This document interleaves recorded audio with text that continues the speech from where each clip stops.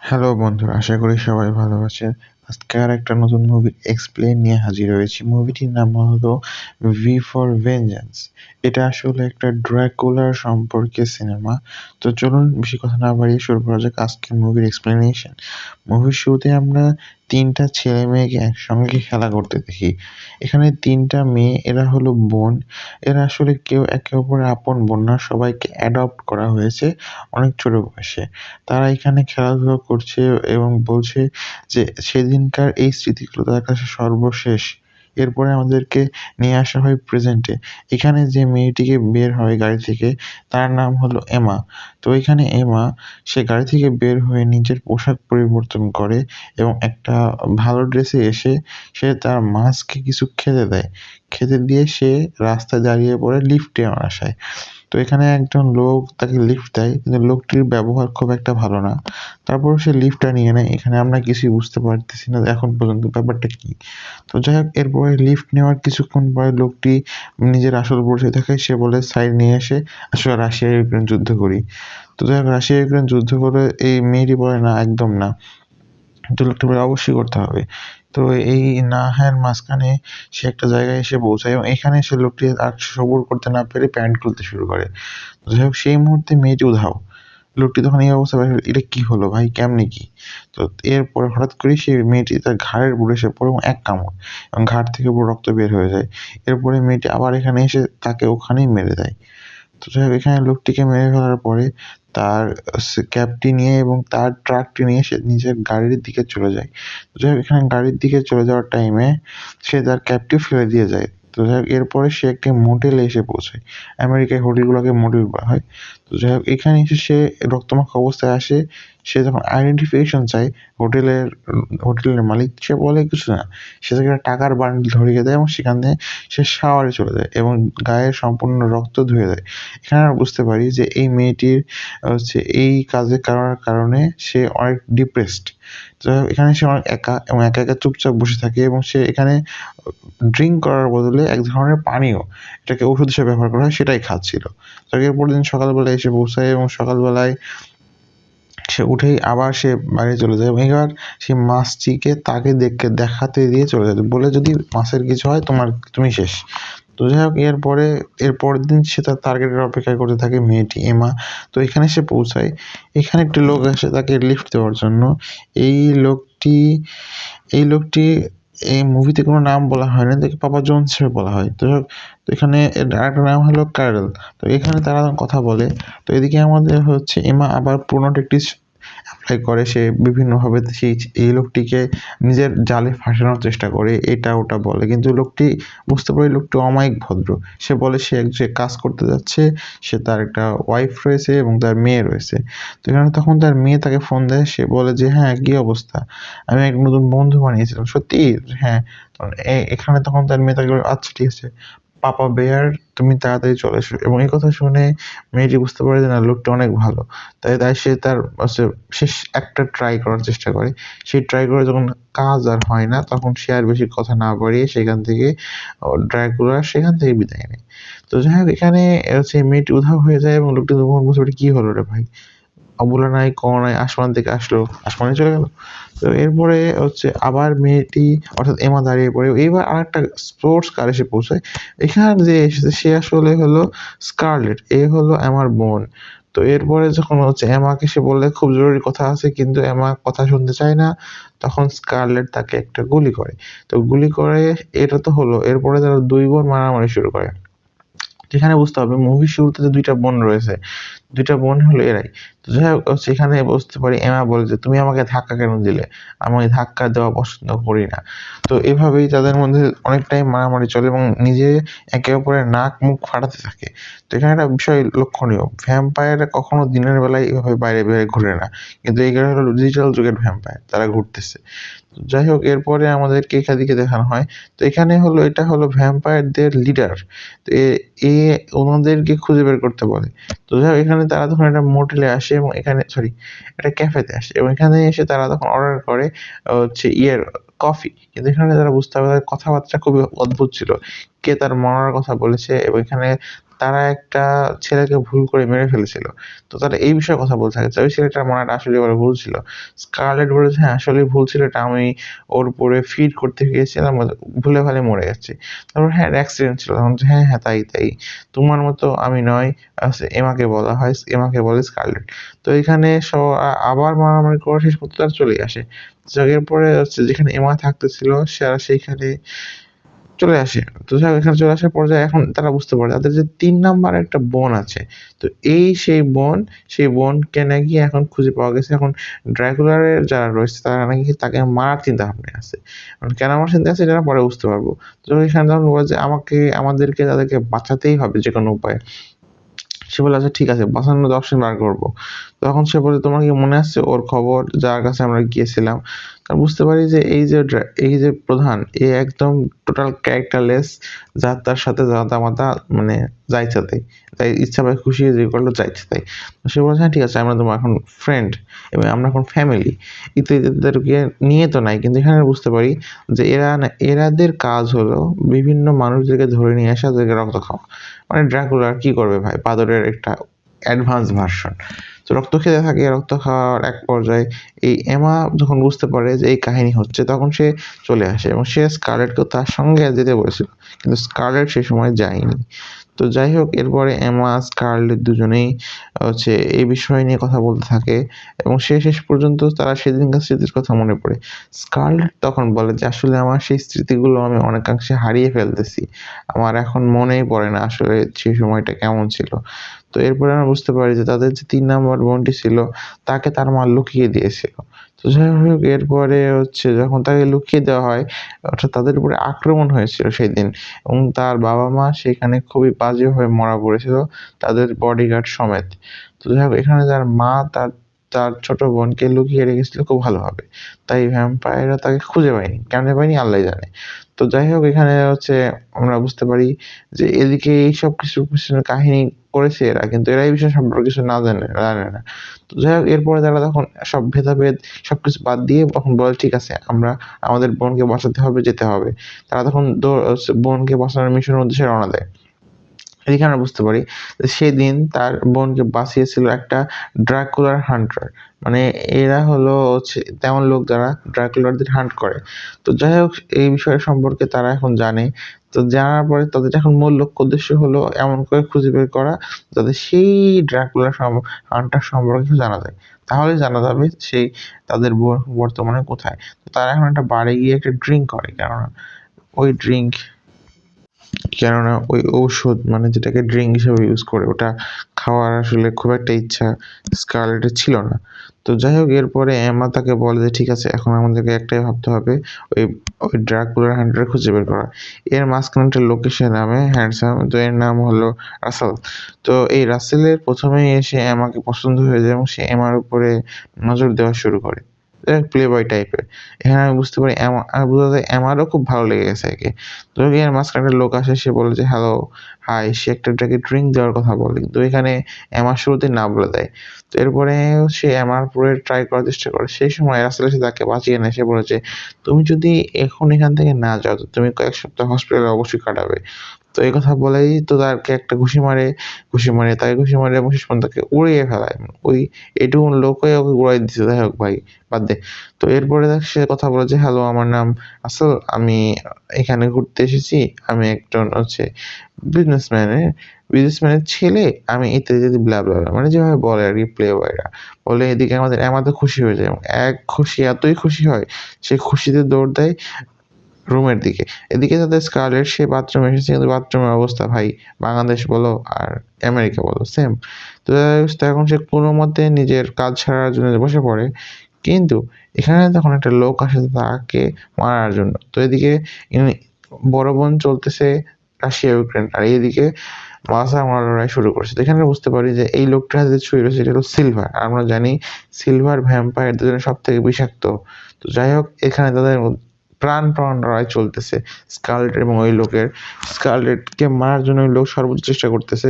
কিন্তু এখানে আমাদের স্কারলেট চালাকি খাটাচ্ছে। চালাকি খাটানোর কারণে সে কোনরমতে বাঁচতেছে। কিন্তু এভাবে কতক্ষণ বাঁচবে কে জানে। যাই হোক, এরপরে আমাদের এমা এমা আর হলো রাসেল তাদের মধ্যেকার যুদ্ধ শেষ প্রায়, এবং যুদ্ধ শেষে তারা তখন রেস্ট নিচ্ছে। কিন্তু এদিকে তারা জানেই না যে ওর বোনের অবস্থা কি হচ্ছে। তো যাই হোক, এই বিষয়ে তখন কথা বলার টাইমেই কথা শেষ করে যখন উঠে পড়ে, তখনই সেখানে একটা লোক আসে। মানে এই সেই লোকটা, যে লোকটাকে হচ্ছে এমা তখন মারবে বলেছিল কিন্তু পরে মারে নাই। তো ওর নাম হলো ফ্র্যাঙ্ক। তো ওই ফ্র্যাঙ্ক বাবা জীবন এখানে এসেছে, কিন্তু এটা তারা জানে না এখনো। তারা তখন এই বিষয়ে কথা বলছে যে, "আচ্ছা আমরা কি পরে দেখা করতে পারবো?" হঠাৎ করে এখানে চলে আসে। এখানে চলে আসে হলো তাদের বস। আমরা বুঝতে পারি যে এই রাসেল একবার স্কারলেটের সঙ্গেও মানে রাশিয়ার গেম খেলেছে। তখন সে বুঝতে পারে, "হ্যাঁ, কি বলে?" তখন সে বলে যে, "হ্যাঁ, আসলে কিছু বলার নেই। মানে হয়ে গেছে আরকি।" এখানে আমরা ওদের ক্লিয়ার হয়ে যায় যে ও একটা প্লে বয়। তো তখনই সেখানে হচ্ছে ফ্রাঙ্ক চলে আসে এবং ফ্রাঙ্ক এসে বুঝতে পারে এভিসি, অর্থাৎ এর একটা এখানে দেখানো হয়েছে যে ইউএস গভর্নমেন্ট এমন একটা সংস্থা তৈরি করছে যাদের কাজ হলো ভ্যাম্পায়ারদেরকে প্রতিহত করা। তো যাই হোক, সে তখন এখানে তাকে জিজ্ঞেস করে, সে "আচ্ছা আমরা একজন ভ্যাম্পায়ার হান্টার সম্পর্কে জানতে চাই। তুমি বলতে পারো?" সে বলে, "না, ক্লাসিফাইড।" কিন্তু তাকে একটু বাড়ি দিলেই সে বলে দেয়। যাই হোক, এরপরে তারা তখন হচ্ছে রাসেলকে বিদায় জানানোর কথা ভাবে, কিন্তু রাসেলের গাড়িটা দেখে তারা বলে, "না ভাই, আমার লাগবে।" তো আমরা, "রাসেল প্লিজ আমাদের একটু লিফট দাও।" তো তারা তখন লিফটে সেখানে এসে পৌঁছায় এবং তারা পৌঁছে যায় হচ্ছে সেই ইয়ের কাছে, মানে তাদের যে বোন রয়েছে তার কাছে। তো এখানে তাদের বোনকে যে ভ্যাম্পায়ার হান্টার নিয়ে এসেছিল, সে তাকে গত ১৫ বছর ধরে দেখাশোনা করছে এবং সে এখন একজন ভালো সায়েন্টিস্ট হয়েছে। অর্থাৎ তাদের ৩ নাম্বার বোনটা। যাই হোক, তারা যখন সেদিনটার কথা বর্ণনা করতে থাকে এবং সে বলতে থাকে যে, "তোমার মা তোমাকে যে রিসার্চ গুলো দিয়েছিল সেটার কি খবর?" বলে, "সমস্যা নেই। আমি অনেক কাছে চলে এসেছি। এখন এটা শুধুমাত্র ক্লিনিক্যাল ট্রায়াল দিলেই হবে। এই ট্রায়ালের সঙ্গে, সঙ্গে আমি হয়তো মানুষদেরকে ভ্যাম্পায়ারের হাত থেকে রক্ষা করতে পারব। মানুষ আর ভ্যাম্পায়ার হবে না।" ব্লা, ব্লা, ব্লা। যাই হোক, এখানে ব্লাবলা করা শেষ পর্যন্ত তারা, অর্থাৎ তাদের ২ বোন এবং হচ্ছে রাসেল চলে এসেছে। তো এই ক্ষেত্রে তারা তখন তাদের সিকিউরিটি সিস্টেমে দেখে ফেলে যে লোকগুলো এসেছে ভ্যাম্পায়ারের গায়ের হিট সিগনেচার অন্যরকম। তো যাই হোক, এখানে তারা তখন সেখানে এসে পৌঁছায় এবং তারা সেখানে এসে বলে যে, "হ্যালো, আমরা আমাদের বোনকে খুঁজতেছি। আপনার কাছেই আমাদের বোন রয়েছে। থাকলে প্লিজ দিয়ে দিন।" তো যাই হোক, এখানে তাদের বোন চলে আসে এবং সে তখন বলে যে, "আচ্ছা, তুমি কেমন চিনতে পেরেছো? আমি তোমার বোন।" তখন এই কথা বলে তারা তখন তাদেরকে শর্ট করে ধরে নেয় এবং তাদেরকে ভিতরে নিয়ে আসে এবং তারা তখন কাহিনীগুলো বলতে থাকে। সে বলে, "তুমি কিভাবে ছিলে ওদিন?" তো ইত্যাদি, ইত্যাদি। তখন তাদেরকে ছেলেগুলো সাইড করে দেয় এবং ওদেরকে কথা বলতে দেয়। অর্থাৎ ক্যাচ আপ করতে দেয়। তো যাই হোক, তারা তখন সেখানে কথা বলতে থাকে এবং বলতে থাকে এতদিন কিভাবে, কিভাবে চলেছে। তারা বলে যে, "তোমরা দুজনে ভ্যাম্পায়ার হয়ে গেলে কিভাবে?" তো আমরা সেদিনই হয়েছিলাম।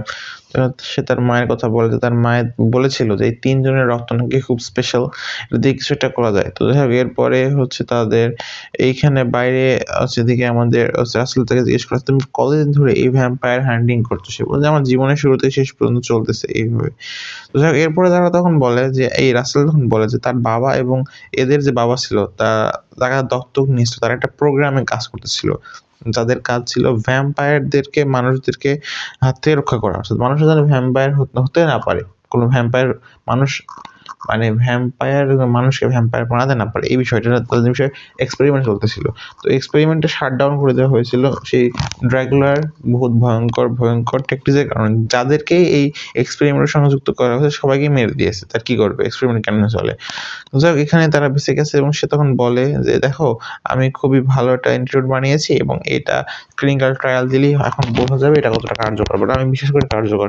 এদিকে এমা রাসেল বাইরে আসছে, বলে যে, "দেখো, তোমার সঙ্গে তুমি আমাকে এখন পর্যন্ত খুব একটা খারাপ কিছু করো নাই এবং তুমি চাচ্ছ, যদি তুমি চাও তাহলে আমরা এটাকে আগে বাড়িয়ে নিতে পারি।" এই কথা বলেই তারা তখন আবার কিস করে। তো বলে যে হ্যাঁ, তারা তাদের সম্পর্ক নিয়ে সিরিয়াস। তো এখানে সিরিয়াসনেস এর পর্যায়ে শেষ পর্যন্ত এসে কেটকে হচ্ছে আসলে জিজ্ঞেস করে, "আসলে আমি কি দেখতে পারি প্লিজ? আমার মা হলো একজন সায়েন্টিস্ট বা বোটানিস্ট।" সে বলছে, "অবশ্যই, অবশ্যই, কেন নয়, কেন নয়?" তো এখানে এই মুভিগুলোর আসলে একটা অদ্ভুত বিষয় হলো, মুভিটা অ্যামাজন প্রাইমে হলেও মুভিটা আসলে একদম ফালতু ভাই। টোটাল ফালতু। তো যাই হোক, তো ফালতু মুভিতে আরেক পর্যায়ে এসে হচ্ছে আমরা দেখি যে এদিকে এমা আর হলো স্কারলেট একে অপরের সঙ্গে কথা বলতেছে যে কিভাবে কি করা যায়। সে বলে, তারা তখন ওই রাসেলকে নিয়ে কথা বলতেছে। সে বলে, "দেখো, রাসেলের সাথে তোমার কি মনে হয়? ওর সাথে কি আমার কিছু হবে?" এদিকে হচ্ছে আমাদের স্কারলেট বলে, "দেখো, তুমি বেশি মনে করছো। আমার মনে হয় না। ও তোমাকে জাস্ট ইউজ করবে।" কিন্তু এই কথা বলেই সে তখনই বোঝা যায় যে আমাদের রাসেল বাবা জীবন নিজের আসল রং দেখিয়ে দেয় এবং সে সঙ্গে সঙ্গে কেটকে কিডন্যাপ করে নেয় এবং কিডন্যাপ করে নিয়ে চলে যায়। তখন এখানে আমরা বুঝতে পারি যে আসলে আমাদের রাসেল একজন মার্সেনারি এবং সে হচ্ছে সেই ড্রাকুলার হয়ে কাজ করে এবং সে কেটকে নেওয়ার জন্য তাদের সঙ্গে এসেছে এবং সে কেটকে পেয়েও গেছে এবং একথা তাকে নিয়েই সে তখন ড্রাকুলার কাছে চলে যায়। তো যাই হোক এখানে তখন না হচ্ছে আমাদের এই বুড়ো ভ্যাম্পায়ার হান্টার জীবনে যত কিছু রেখেছে এইসব কাজের জন্য তার কাছে আর্সেনারি রয়েছে, মানে সেখানে অস্ত্র রাখা হয়। তো সেখানে তাদেরকে নিয়ে যায় এবং নিয়ে গিয়ে সুন্দর একটা অস্ত্র দেয় এবং এদিকে আমাদের ড্রাকুলার কাছে নিয়ে এসে বলে, দেখো তোমার কোনো সমস্যা নেই, তোমাকে আমি মারবো না, আমার তোমার রক্তের প্রয়োজন, ইত্যাদি ইত্যাদি। তোমার রক্ত আমাদের জন্য বিশেষ ধরনের, কারণ তুমি একটা বিশেষ প্রজাতির রক্ত তোমার মধ্যে রয়েছে যেটা পৃথিবীতে খুবই রেয়ার।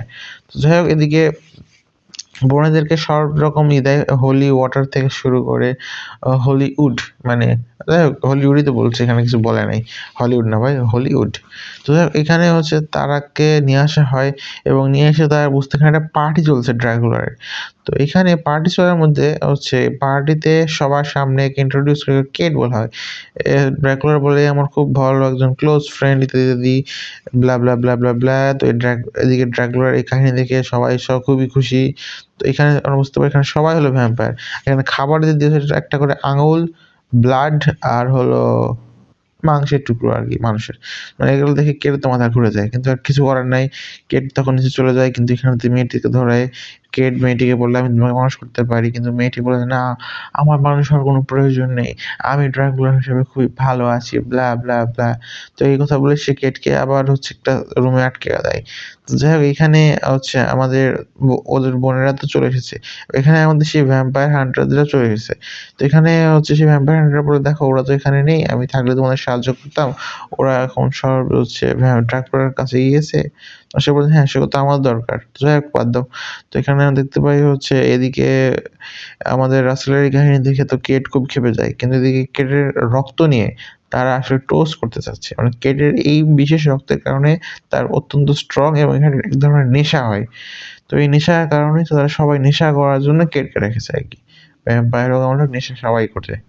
তো যাই হোক এখানে কেট আবার ওই মেয়েটাকে বোঝানোর চেষ্টা করে যে, "প্লিজ তুমি একটু আমাকে বোঝার চেষ্টা করো" ইত্যাদি, ইত্যাদি। কিন্তু মেয়েটি বেশি কথা না বাড়িয়ে তারপরে আক্রমণই করে দেয়। কিন্তু এদিকে তখন ড্রাকুলা এসে তাকে থামায়, "থামো, থামো, থামো। এরকম করো না প্লিজ।" তো এই কথা বলে সে তখন তাকে আবার আটকে দেয় এবং সে তখন তাকে ডাইনোসর দেখিয়ে বলে, "দেখো তুমি কি করবে? আমরা খুবই শান্তিতে আছি। আমরা অমর। আমাদের কোনো হচ্ছে বৃদ্ধ হব না আমরা।" কিন্তু এখানে তারা বলছে, "না, তোমরা আসলে এমন একটা মৃত্যু এবং জীবনের মাঝখানে ঝুলতেছো।"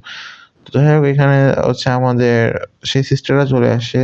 আ এমা আর স্কারলেট, তারা তখন দুজনে ভাগ হয়ে সেখানে পৌঁছায়। তো এমা সেখানে এসে পৌঁছায় তখন বুঝতে পারে যে রাসেলই হলো সেই লোক যে তার মাকে সেই সময় সেদিন মেরেছিল। অর্থাৎ মায়ের রক্ত খেয়েছিল। এটা আসলে তার মেমোরিটা সিল করে দেওয়া হয়েছিল এবং সেইদিনই তাদের দুজনকে ভ্যাম্পায়ার বানিয়েছিল এই ড্রাকুলা। তো যাই হোক তারা তখন একে অপরের সঙ্গে ফাইট টু ডেথ শুরু করে। অর্থাৎ যে যাকে পাবে সে তাকে মারবে। তো এদিকে আমাদের সেই মেয়েটিও চলে যায় এবং এই মেয়েটি পরে স্কারলেটের ভাগে। তো সেই মেয়েটিকে মারার জন্য স্কারলেট তো মুখিয়ে রয়েছে এবং আমরা বুঝতে পারি যে এই মেয়েটি নাকি সেই লোক ছিল যে তার বাবাকে মেরেছে। মানে কি বলবো ভাই? ওই। যাই হোক এই ওই হইলো। তো এরপরে হচ্ছে তখন দেখা গেল যে আচ্ছা তুই যখন মাস্কই পড়ছিস তাহলে ভাই মাস্ক খোলার কি আছে? দরকার কি ভাই? বল আর মাস্ক কেন পড়বি? যাই হোক বাদ দাও। তো এখানে আমরা স্টোরি ব্যাক করি। তো তখন তারা দুজনকে হচ্ছে একে অপরের অপোনেন্টকে দিকে মারার জন্য সর্বোচ্চ ট্রাই করতেছে। তো এরপরে স্কারলেট তার যে হোলি উডটা রয়েছে সেটা ঢুকিয়ে দেয় ওই মেয়েটির এবং ওই মেয়েটির সঙ্গে সঙ্গে রাখে পরিণত হয়। তো এদিকে হচ্ছে এমা যার সঙ্গে লড়াই করছে তার রাসেলের সঙ্গে এমার লড়াইটা খুব একটা সহজ হয়নি। কেননা তাকে হচ্ছে আসলে প্রত্যেকটা হামলার বিপরীতে ডজ করতে হয়েছে, তারপরে সে বাঁচতে পেরেছে। তো যাই হোক এখানে শেষ পর্যন্ত রাসেল ভালো হলেও এমা রাসেলকে শেষ পর্যন্ত মেরে দেয়, কিন্তু সে এমন জায়গায় মারে রাসেলের মেশিন আরকি। মেশিন ভেঙে দেয়। রাশিয়া ইউক্রেন খেলা হবে না ভাই। যাই হোক তারপরে রাসেলের বুকে একটা আঘাত করে রাসেলকে সেখানেই আগুনে ভস্ম করে দেয়। অর্থাৎ হচ্ছে জ্বালিয়ে দেয়। তো এরপরে তারা সবাইকে মেরে দেয় এবং শেষ পর্যন্ত পুলিশ যেরকম লাস্টে আসে, সে একইভাবে তারা ৩ জন এক জায়গায় শেষ করে বাইরে বের হয়ে আসে এবং তখন ফেডারেল আ ড্রাকুলার হান্টার তারা সেখানে এসে উপস্থিত হয়। তো ড্রাকুলার হান্টার সেখানে এসে উপস্থিত হওয়ার আগে তারা সবাই সেখান থেকে পালিয়ে যাওয়ার চেষ্টা তো করে, বাট কিছু করার নেই ভাই, পালিয়ে যেতে পারেনি। তো যাই হোক এরপরে মানে হচ্ছে তাদেরকে বুঝতে পারে যে এরা আসলে একটা কাজ করতে চায়, এবং সেই কাজের কথা বলে তারা করেছে কি সবাইকে হচ্ছে তাদের অ্যান্টিডোট রক্ত খাওয়া হয়ে গেছে, রক্ত খাওয়াই দিয়া সবাই মারা পড়ছে ভাই। তো এরপরে হচ্ছে ড্রাকুলা তাও কিছু বলে না ভাই, মানে কি আমি কিছু বুঝি না। তো এরপরে যখন হচ্ছে তাকে অ্যান্টিডোট দেওয়া হয় তখন ড্রাকুলার উপরে কোনো কাজ হয় না। তো ড্রাকুলার তো অনেক শক্তিশালী এবং অনেক বছর সে বহু শতাব্দী ধরে এখানে পড়ে আছে, ইয়ন্স। তো যাই হোক এরপরে সে তখন তাদের সঙ্গে লড়াই করা শুরু করে। এখানে আমরা বুঝতে পারি ড্রাকুলার মারাত্মক শক্তিশালী, কিন্তু শক্তিশালী হওয়ার সত্ত্বেও তার কোনো উপায় নাই। ফালতু সিনেমা ভাই, সিনেমাটা একেবারেই ফালতু। তো যাই হোক এখানে তারা তখন হচ্ছে তিনজন মিলে ওর একার সঙ্গে লড়াই করছে, মানে এটা কি উচিত ভাই বল, এটা কোন দিক দিয়ে উচিত? যাই হোক তিনজন লড়াই করা শেষ পর্যন্ত তাকে মারতে সক্ষম হয় এবং তার শেষ পর্যন্ত সেখান থেকে সসলামতে বাড়িয়ে তো আসে, কিন্তু এখানে শেষ পর্যন্ত তারা এসে পৌঁছায়। তো এখানে পৌঁছানোর পর তারা বাচ্চা গার্লস, আমি জানতাম না ভ্যাম্পায়ারের মধ্যে কেউ ভালো হয়, তোমরা কি আমাদের হয়ে কাজ করার চিন্তা করবে? সে বলে সমস্যা নেই, কাজ আমি করতে পারি, তবে আপনাকে বলতে হবে না, যদি আমরা করবো সেদিন আমরা আপনাকে কন্ট্যাক্ট করবো। এই কথা বলে তার ৩ বোন সেখানে চলে যায়। এখন আমার তো এটা ভালো লাগেনি, আর আপনাদের কেমন লেগেছে আল্লাহই জানে। তো যাই হোক, থ্যাংকস ফর ওয়াচিং।